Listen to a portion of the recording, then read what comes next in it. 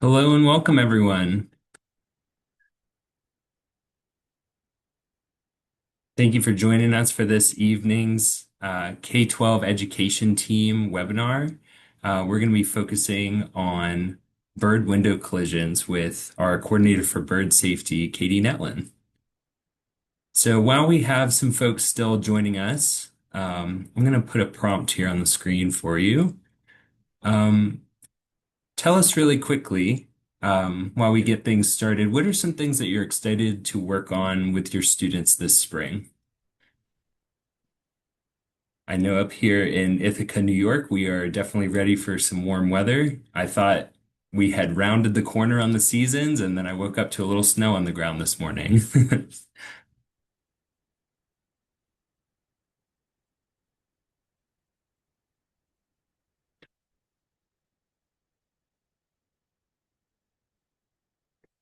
Wow, 95 in Vegas.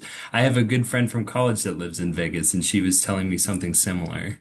Almost hummingbird season. Yeah, always excited when we get to see the birds come back into town. Some more snow this morning. Yep, it seems to be the trend up here in the Northeast. Looking forward to planting some native plants. That's always exciting. I'm sure the birds and the other wildlife in your area will be very appreciative. Environmental stewardship, bird migration. Awesome. These are all things that I wish I could take part in. These sound like a lot of fun. Okay. Well, it looks like we've got a handful of folks, and I'm sure some more will be joining us as we move throughout the evening. So let's go ahead and get started.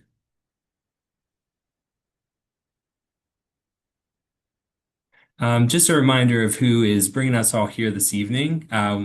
Katie, Susan, and I are all members of the Cornell Lab of Ornithology. Just a reminder about our mission here, which is to interpret and conserve the Earth's biological diversity through research, education, and participatory science focused on birds and the rest of nature. So, hopefully, you can see the connections with our special topic for this evening. And we'll be kind of exploring how um, looking into bird safe curriculum and things of that nature are in line with this here. I just wanted to remind some folks of some upcoming webinars that we are offering later on. So in the last week of April, we'll be offering a special session about using ArcGIS story maps. Um, I just want to ask some folks, and you can tell us here in the chat, are any of you familiar with Esri products, or have you used story maps before? You might be familiar with some other geospatial information systems. If not, a lot of folks see these big words and they see these products that they're unfamiliar with, and they can, maybe be a little deterred from trying to investigate. But join us later on in April, and hopefully it can show you some really cool tips and tricks for the classroom. And yeah, you'd be setting your students up with a really great opportunity to learn a technology that is very marketable, very useful in a huge number of different ways. So yeah, join us for that special session. And then you might see here on the screen, we're also curious what sort of webinar topics might you like to see um, for our May session. So go ahead and tell us in the chat. We asked in our last webinar as well. Just want to see what you all are interested in so we can make sure we're giving you um, the best offerings possible.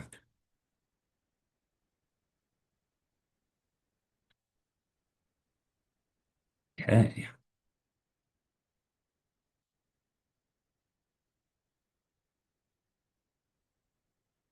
All right. So on the agenda for this evening, we're gonna just briefly discuss some ways in which um, the topic of bird window collisions might be able to align with your pre-existing standards. Um, I know that standard discussion can be a little dry, so we won't spend too much time on that. The main event this evening, we're going to pass things over to Cady, who again is our coordinator for bird safety here at the lab, and she's going to tell us all we would like to know about bird window collisions, how we can prevent them, kind of what is causing the issue in the first place, and then, of course, some ways that you all might be able to use this in your classrooms. And we're going to tie things up with sharing out some resources and materials that might help you implement this into your classrooms and continue the learning after the session ends.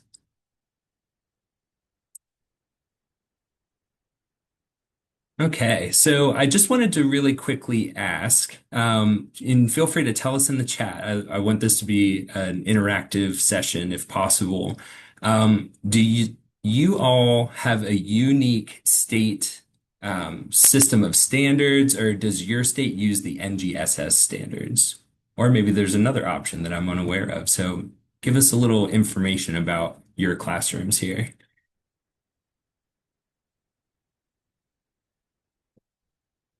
Lots of folks saying NGSS. NGSS.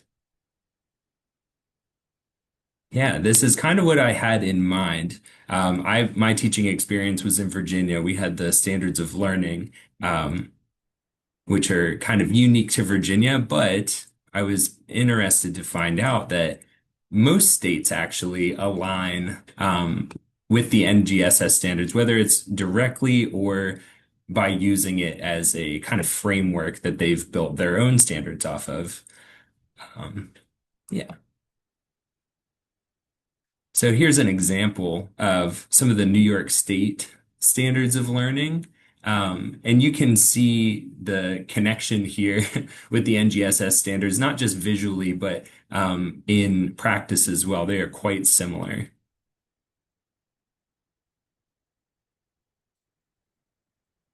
And so, just briefly thinking about this topic here, I came up with a short list of some different grade band connections that are coming from the NGSS standards. And, we get fixated on thinking in terms of science, which is kind of natural for us here, but there's a lot of great opportunities to connect bird safety and bird window collisions in general to literacy standards, mathematics standards, and definitely lots of opportunities for science and engineering practices. Okay, and without further ado, I'm going to pass things over to Cady, who is our special guest for the evening. And I just wanted to briefly introduce her. So, Cady works as our coordinator for bird safety at the Lab Center for Engagement in Science and Nature. She's responsible for coordinating outreach and education campaigns, partnerships, and other projects addressing anthropogenic threats to birds. This involves investigating and sharing the causes, impacts, and solutions to major threats to birds, as well as encouraging scalable bird-friendly practices from individual action to global activation. So as you can see, we could not have a better guest to tell us all about this issue. So thank you so much for joining us tonight, Cady. Thank you, and thank you for that introduction. Let's make sure I can progress the slides here. All right, it's going good. I'm going to leave the chat open in case anything is not working, and hopefully you guys will let me know. So today we are going to go through the big issue of bird glass collisions, and some of you may know something about this topic, some of you may know a lot about this topic, and some of you may know nothing. So need not worry, we are going to go through it all. I just wanted to give a brief layout of this presentation. At a high level, we're going to go through the problem, through the solutions, and then try to tie it into some examples of curriculum that's already been built. So the problem. Well, first, I want to say spring migration is here. I saw some messages in the chat, very excitedly awaiting our birds coming through all of these four major migration corridors here in North America. Um, this migration can start as early as March in some places and last to the end of May. So we already see birds coming through our urban and rural spaces in the US. And the first problem that a lot of them will run into, and that remains a big component in this issue, is the problem of artificial light. So we know that 80% of migrating birds in North America are actually migrating at night, something that's not usually familiar to our idea of migration. Often when we think of migration, we think of kind of our larger water birds like geese that we're seeing during the day. And so we miss a large portion of these species are actually navigating these very complicated routes at night. And frequently, this means that they're evolutionarily built to use starlight to navigate or to use um, indications in the night sky to navigate. So when we have areas along these flyways where there are large urban spaces or there is a lot of artificial light at night, it starts to give them an urban landscape at night that looks a little bit more like the one on the far right here. And if you're a bird that's used to navigating based on stars, the part of the sky that seems the most attractive is actually the one on the far right. And this is drawing them into some places that are not really built to be safe for them. And it often means that they come into spaces that look a lot like this. Now, to be clear, this is not the only place where collisions can happen, and I'll get into that.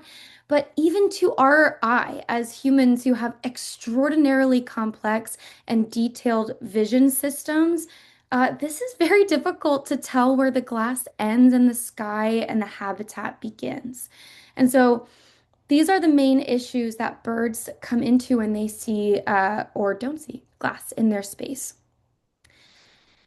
Frequently, people think of collisions happening as a bird trying to get inside a building or something along those lines. That's not usually the case here. Although transparency can be a problem with glass, usually it's only a problem when there's something behind that glass that birds really want to get to. And for the most part, our living spaces or working spaces are not usually where they're trying to get to. So the bigger issue that we see with collisions is actually the reflection of glass. We've created a lot of single pane glass buildings that are built to be highly modernized, very cheaply produced, and so they're highly, highly, highly reflective. Um, these birds are seeing habitat, vegetation, or even food resources that they're trying to access, and that's when they're experiencing collision. So we can kind of derive from this that there's going to be certain bird species that are a bit more at risk of collision. This isn't just about proximity to buildings, although this is increased for migrating songbirds because, again, where those places are lying on their migration routes. Um, it's also a behavioral aspect of this problem. Migratory songbirds are prey species. They are the snacks of the animal world. And so they're very used to moving from one area of protection to the next with really sharp, quick, instinctual movements. And so it doesn't give them that time lapse to be able to distinguish what's in front of them potentially as much as a different species. So we know that this risk is heightened during fall and spring migration season, and that's when we're seeing the largest numbers of collisions that are being recorded throughout the year. But this does not mean that migrating songbirds are the only birds at risk of this issue. It's kind of difficult to monitor all year all the buildings that we have and what birds are striking. A lot of strikes go undetected, either because the carcass was picked up by a predator or janitorial management or fell into a bush, but we do know that no bird is safe from this problem. There have been around 300 species just in North America that have been recorded experiencing collision, and this has included birds of conservation concern. And also predator species like the sharp-shinned hawk you can see on the right that we might not normally think of as being a victim of collision. And this number is a lot bigger than people think. Over 1 billion birds die in collisions with glass every single year just in the United States. And some new research in the last few years is actually indicating that this is an underestimate because of what I just mentioned about some collisions being difficult to detect, but also new research on rehabilitation outcomes that show that the vast majority of birds that experience collision, even if they survive, the initial impact that they pass away off-site from the collision. And to put this pretty large, pretty scary number into context, this is a table, a graph from the most recent State of the Birds report put out by a group, including the Cornell Lab of Ornithology. And this shows that most species in North America are experiencing vast population declines. We've lost 40% of birds, of the breeding population of birds, potentially just in the last 50 years. So I've linked some information to that in a supplementary resource that Greg's going to follow up with everybody. But basically, just be aware that of the top three threats to birds, what we're looking at is habitat loss, number one, pretty difficult to understand how big a threat that is. Number two, domestic and outdoor feral cats against birds. And then the third is bird glass collisions. And the reason why I like focusing in on this issue is it tends to be the one that is the easiest for us to solve and do something about right away. So, just for a second, I'd like to see some folks put in the chat. You can either do one, two, or three. One for low-rise buildings, two for mid-rise, and three for high-rise. Which type of building would you take a guess at is, the most responsible for collisions? Okay, I'm seeing some threes. I'm seeing some twos. Good numbers. Okay, awesome. I'm excited to look at this later. Um, so hopefully this will keep going. There it is. So this number is really surprising. We know that when folks first learn about this, very easy assumption is that high-rise buildings, more glass, more collisions, right? That's a totally logical conclusion, but we do know that 99% of collisions are happening at low and mid-rise buildings. And there's two different reasons for that. One, like I mentioned about the cause of collisions, the vast majority of collisions are happening under the tree line of buildings. So that tends to be below 6 stories. And the other reason is that there are just so many more low and mid-rise buildings across North America than there are high-rise. So it's number, but it's also about where collisions are happening on a building.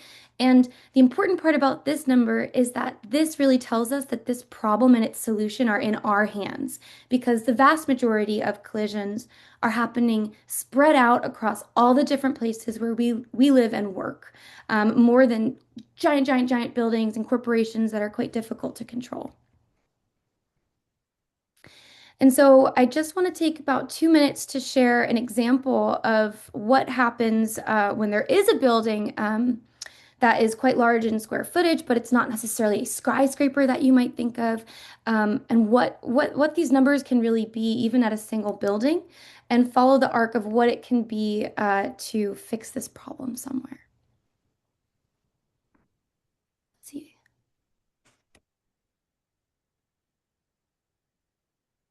Is this sound sharing, Greg, or no? No, oh, I'm not hearing it. Okay. Greg, you might need to go in and did you share it with sound? I believe so, but let me take a quick look at that. Sorry, folks. Okay, maybe you have to play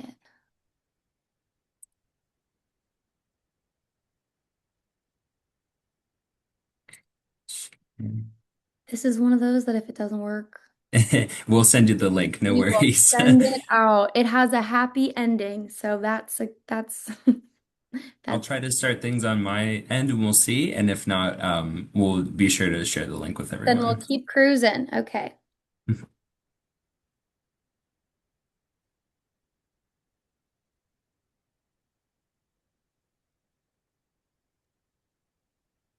I'm still not hearing it. Is Still not anybody? hearing it? Yeah. No, is it? If anybody is hearing it, can you share in the chat? If you're not, you can say no. Yeah. All Oh, right. okay. Well, Yeah. we tried. Sorry about that, folks. We'll be sure to send you the link to that video so we can make sure everybody's able to see it.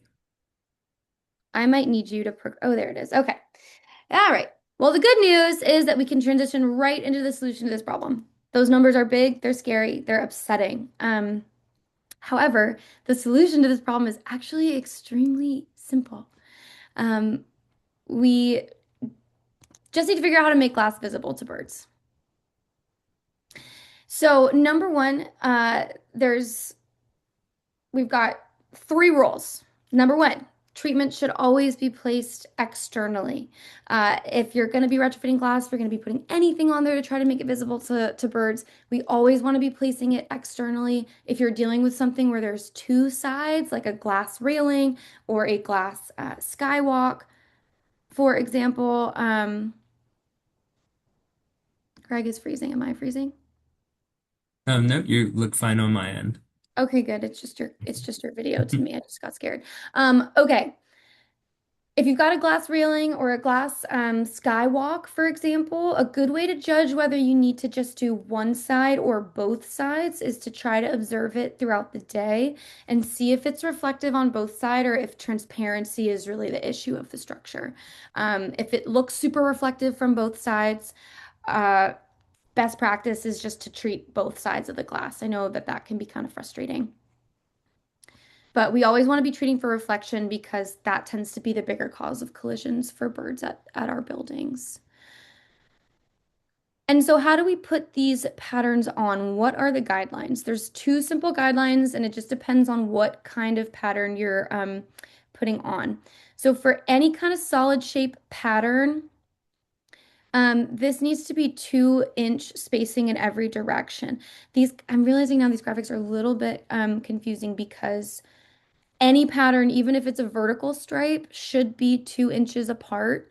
The reason why the one on the far right is 4 inches apart, that has to do with vertical hanging treatment. So if you hang strings or paracords on the outside of your window, because that's a three-dimensional treatment, it's been proven to interact with the glass differently and be able to have a little bit more wiggle room in terms of spacing. If it's a two-dimensional treatment, it's directly on the surface of the glass.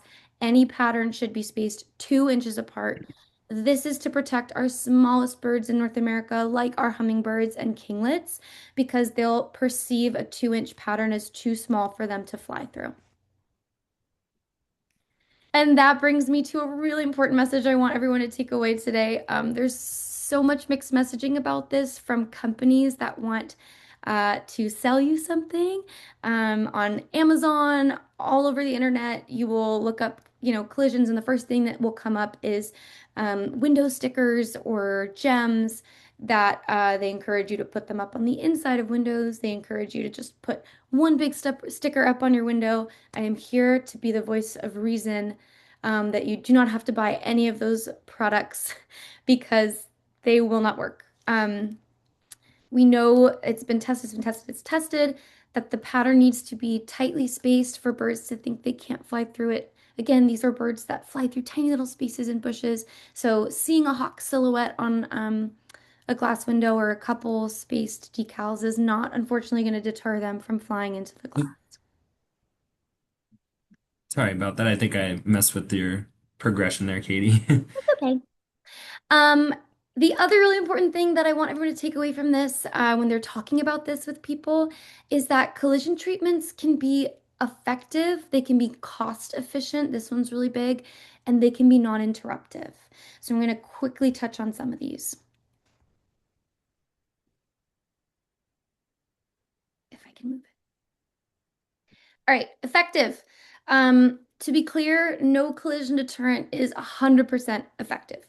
They've done lots of tunnel testing. What I will tell you as someone who loves birds is sometimes they will fly into a brick wall, and there's not much we can do about that. However, collisions can be reduced When put in the right position, when environmental conditions are considered with your treatment, collisions can be reduced by 95 to 99%.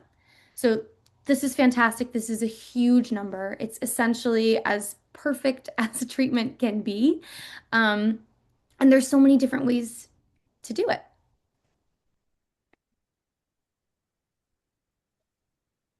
Okay. The other element I want to focus on is that a lot of folks get concerned about changing their view from the inside of their home or workplace. And it's important to clarify that a lot of these companies that are making products to prevent this problem are aware of this and they're designing it so it's more visually deterrent. It's more of a visual deterrent from the outside than it is from the inside. You can see here, this is an example of a product called Feather Friendly. It's quite white and pretty apparent from the outside of that glass, but from the inside, it's pretty easy for our eyes to adjust to that pattern. And then in terms of things that can be cost effective, there's just such a wide range of products and DIY projects that are available for this problem.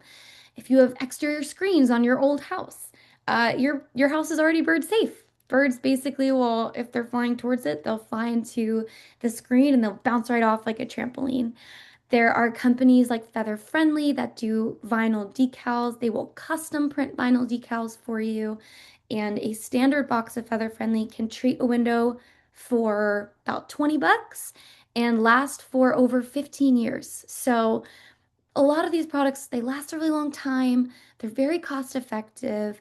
Um, and I've listed a couple other ones here, but what I really want to focus on is, yep, I see someone in the chat for it, DIY projects.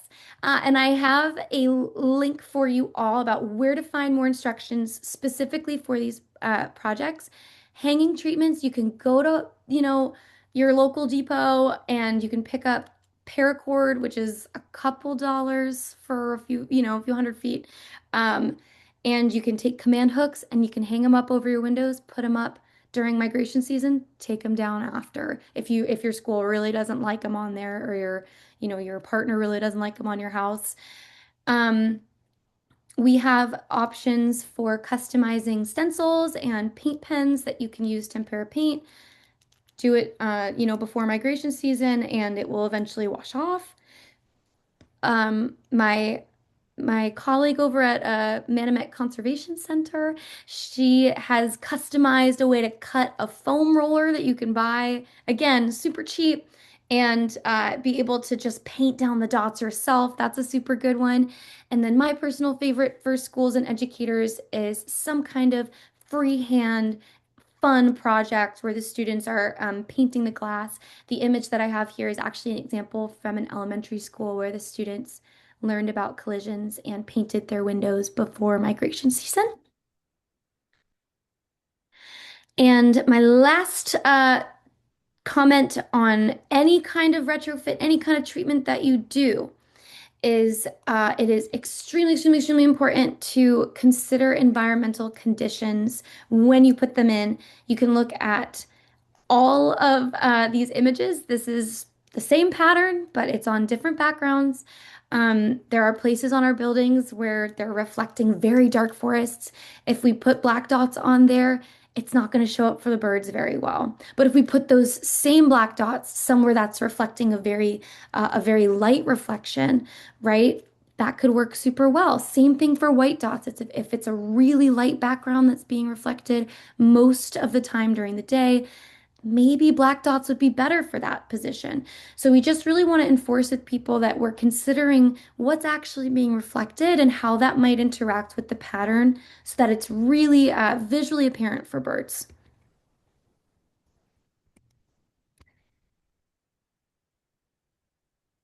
And I'm not going to go super deep into it, but I'm happy to talk about this during questions. There is more to bird safe design than just dots, DIY, and retrofits. There is a whole world of architects and designers and folks working on new technology to make glass that is inherently bird safe, to try to encourage bird safe building policy across North America and in Europe. Um, oh, and yes, across North America and in Europe, starting to do a couple things in Australia and things. But if anyone's interested in that, we can totally talk about it. But let's get into what we're all here for, just some good examples of curriculum. I just wanted to highlight a really amazing project. I know that Bird Safe Schools is pretty Philly specific, but the folks who work on this project are incredibly open to sharing what their program is, how it works.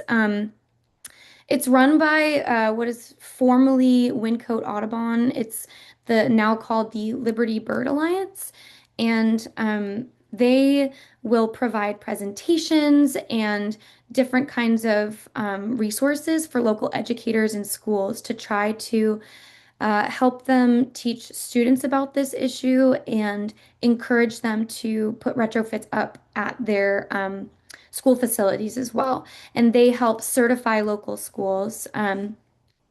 One example of this is if it's, oh, did it not put, okay, well, an example of this is Springside Chestnut Hill School. I put a link to an article about what they did, but they were certified by Bird Safe Philly in 2024.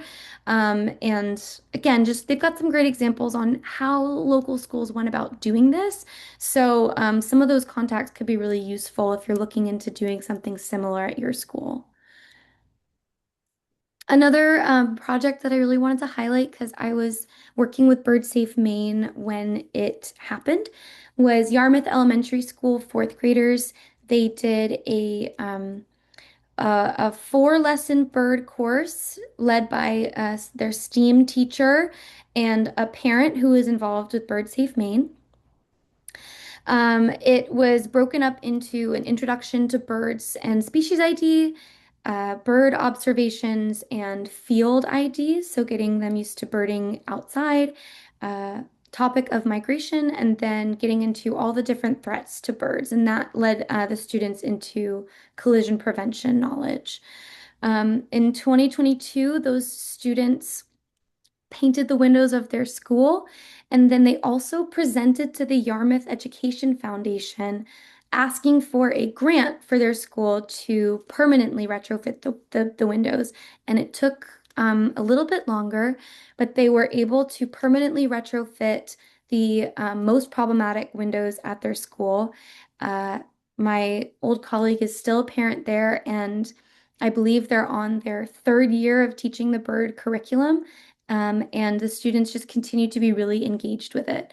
And I have the contact for the folks who were involved in developing that curriculum as well, if anyone is interested after this.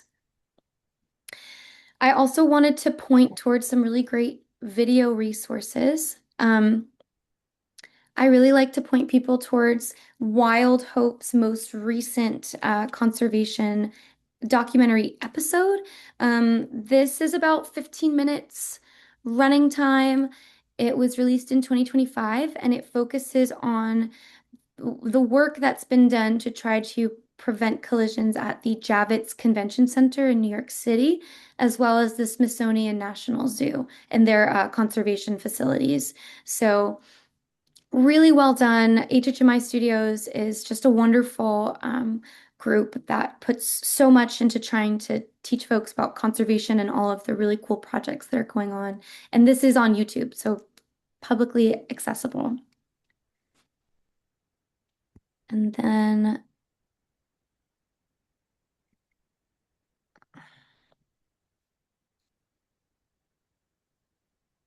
some of these are a little out of order, Craig, but it's okay. It happens. Uh, another resource that some folks it might apply to you if you're in Texas, um, TCA, Texas Conservation Alliance, and Audubon, Texas have joined forces with Defenders of Wildlife to develop a Lights Out Texas curriculum. This is suitable for, they have one for grades 3 through 5, one for grades 6 through 8, and I know that they are working on developing more, curriculum for other age groups as well. This curriculum focuses on lights out and glass collisions and their prevention, and it's all available for download. We are also going to provide that link. I would also recommend if you're interested in that curriculum with connecting with them, if you're interested, even if you're not from Texas, because the folks who worked on that project are really open to sharing um, how they came about developing that curriculum and how they've put it into place. I have also linked a video for everyone from the Bird Collision Prevention Alliance's most recent 2025 virtual summit, where Hannah Lederman, who helped develop this curriculum, she did a 15-minute presentation on the curriculum where you can download it. And so that is also publicly available on YouTube.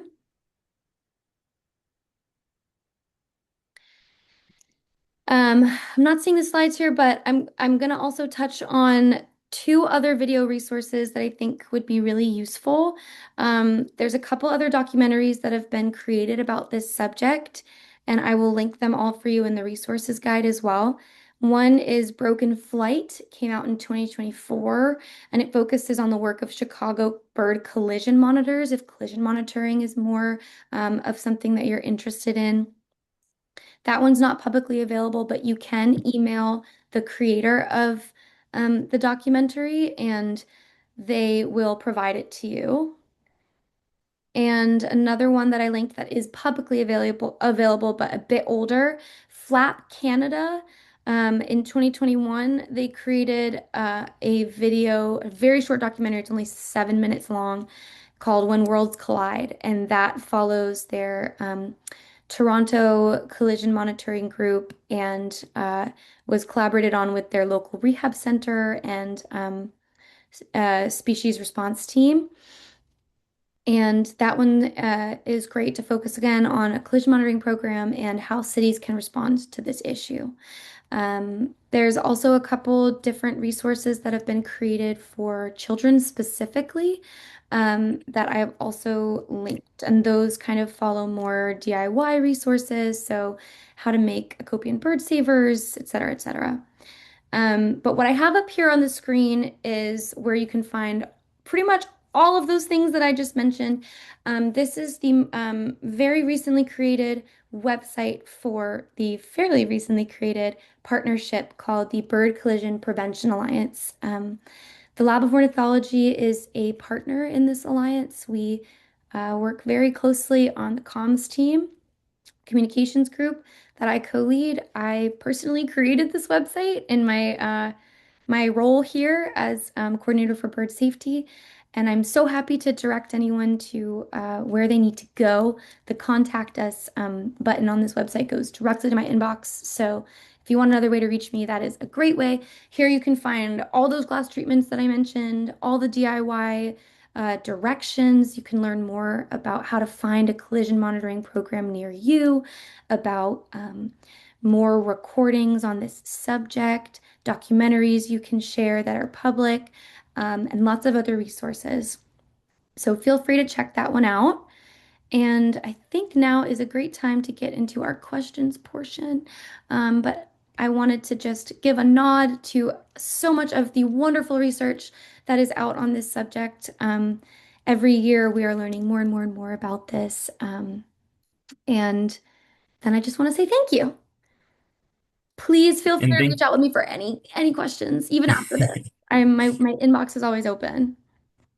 Katie, we can't thank you enough for joining us this evening. You really are the expert on the subject. So, being able to see all the hard work that you put into this project and these numerous resources, we're really grateful. So, thank you so much. Thank you. All right, so folks, now is a great time to mention any questions in the chat that you would like to have answered. I know Susan's been doing a really amazing job of sharing out the resources as we have seen them come up in the presentation, and but just wanted to take a moment. So if there's anybody whose question has not been answered yet, feel free to ask it.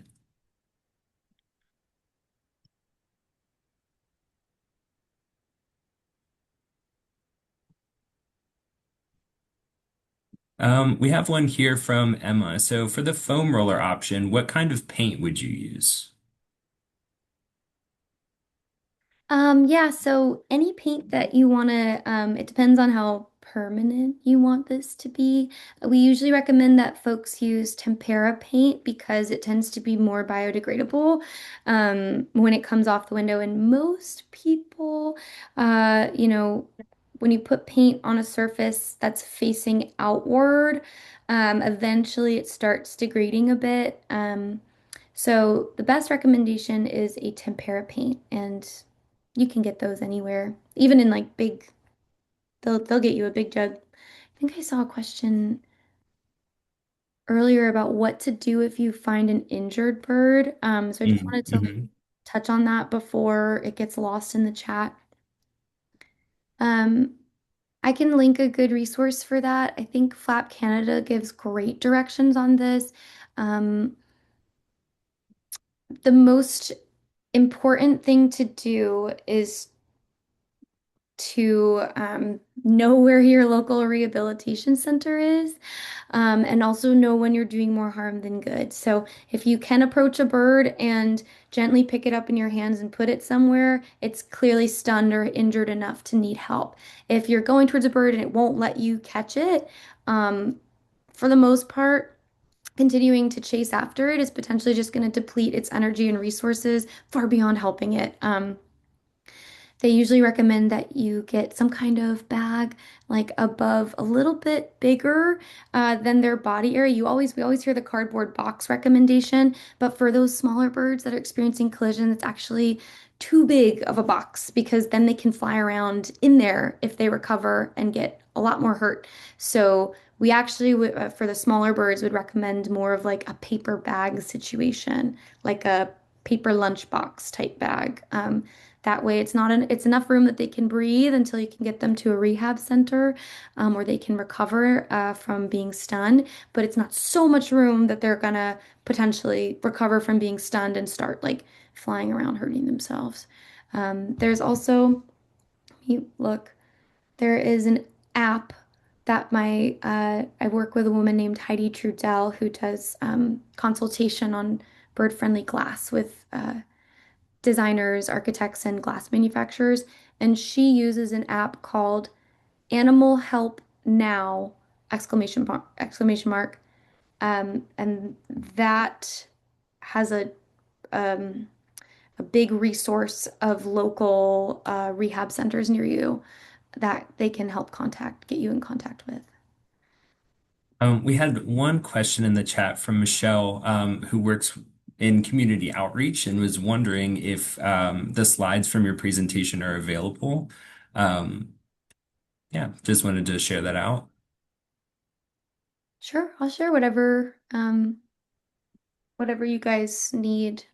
If they're going to be like presenting it, we'll just make sure we throw in like a credit, but Yeah, and we had Katie's contact information earlier in the presentation. So as she mentioned, you can reach out with specific questions like that. And I know that on the Stop Bird Collisions website, there's some other downloadable material as well that would be worth checking out.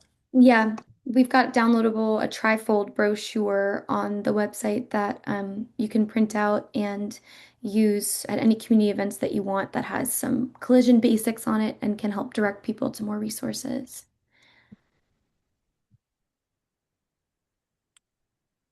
Okay, well, I have not I, seen any recent yes, questions. Sorry, go sorry. ahead, Susan. Yeah, there is.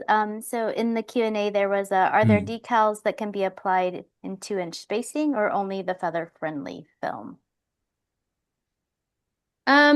Well, any decal that you order, like even if you got the window gems, you could just measure and put them up in the 2-inch spacing yourself.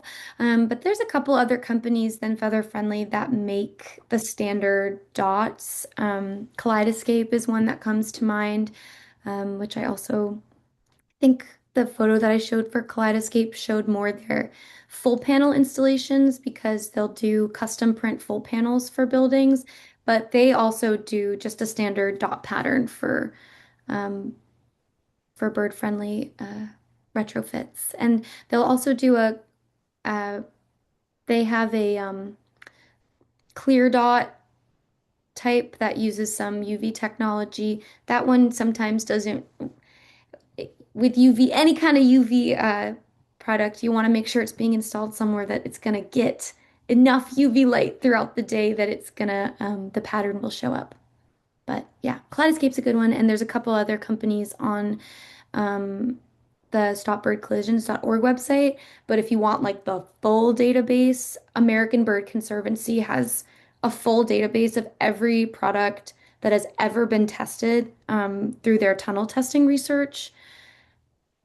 And so that's a good place if you want to be see every possible option. And the tunnel testing research is very cool. So that would be something that if I was in the classroom, I would be showing my students because it's a really cool way for them to be able to test these products before they hit the market. I think I'd also just like to add, Katie was sharing about all the curriculum that we at the K-12, here's the K-12 team, are currently piloting a high school curriculum that is for the bird window collisions, and we will be releasing that next fall on our website. We're wrapping up piloting this spring, and then we'll make revisions this summer and have it as a free resource as well. Yeah, thank you for Just if adding that, there's any high Susan. schoolers out there. Yeah, sorry. No, no, it's great because I feel like high school is often the last group to get some of these really amazing resources. So definitely check back with us in a few months and see what we've got for you. Okay, well, if there's no other questions in the chat, we'll just say thank you to Katie again for joining us this evening, and we'll move back over to we just got a couple slides left.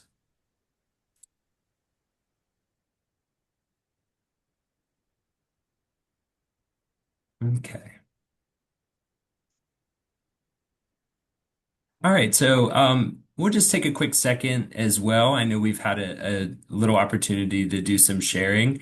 If you folks thought of anything throughout this evening's presentation that you just learned from hearing Katie speak, let us know. What are some ideas? What are some things that got your wheels turning as to how you might be able to implement this in your classroom or with your students?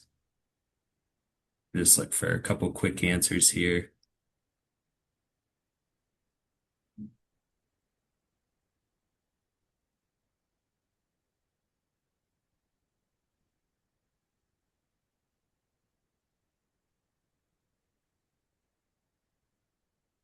Okay.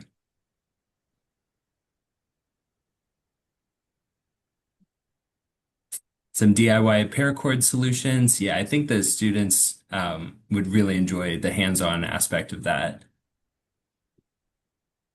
Yeah, awesome. Well, let's keep on moving along. Okay, so this is just a screenshot from one of the many resources at the stopbirdcollisions.org website, which we've shared that link out in the chat, but we're welcome to give you a refresher there if anybody hadn't had a chance to see it yet.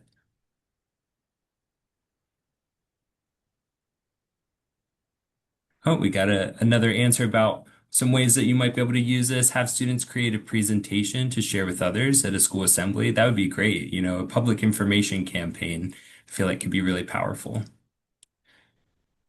All right. And so just wanted to throw out a few upcoming things that we have going on for the K-12 education team here. So as we mentioned before, we've got some upcoming webinars, so make sure that you check out the K-12 education online learning portion of our website to figure out how you can join us for future sessions. And if there's any folks that are going to be at the NSTA conference in Anaheim in a few weeks, please stop by our booth at booth 314. We're also going to be presenting a few sessions on some topics related to all things birds. I'll be presenting the jump, glide, or fly, exploring bird evolution with Flap to the Future. Should say flap to the future, not flat. Uh, and that one is a gamified way of exploring bird evolution. So that should be a really fun one if you folks haven't had a chance to check that out yet. And we're getting to the end of our time for this evening. So I just wanted to kind of open things back up into the chat and see if there's any questions that haven't been answered yet. And we want to, make sure that folks walk away from this evening feeling like they really learned something new.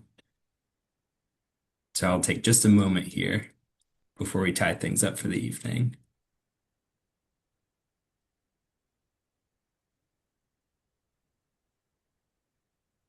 Greg, there's a question in the chat. Do you have an update on the summer educator retreat? Yeah, Uh, Italy, we will be in contact with you very shortly. Great.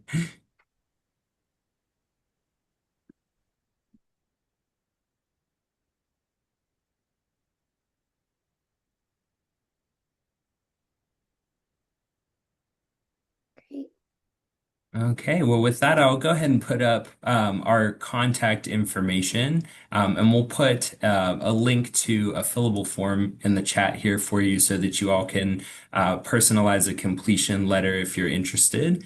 And don't forget that we'll be posting the recording of tonight's session on our YouTube channel. Um, and so, yes, we're kind of at the end of our evening. Thank you all again so much for joining.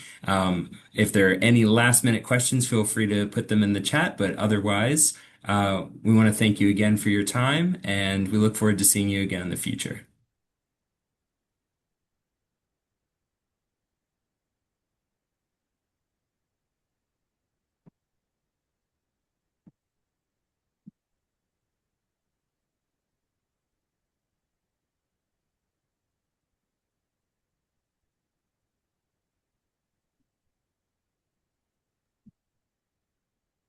And just a reminder, we will send out the recording and all the links that we shared, plus a few of the ones I don't think I quite got from Cady as well. So you will get it all.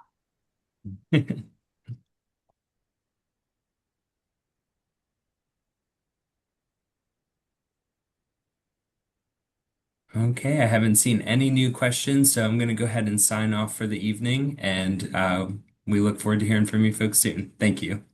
Thank you.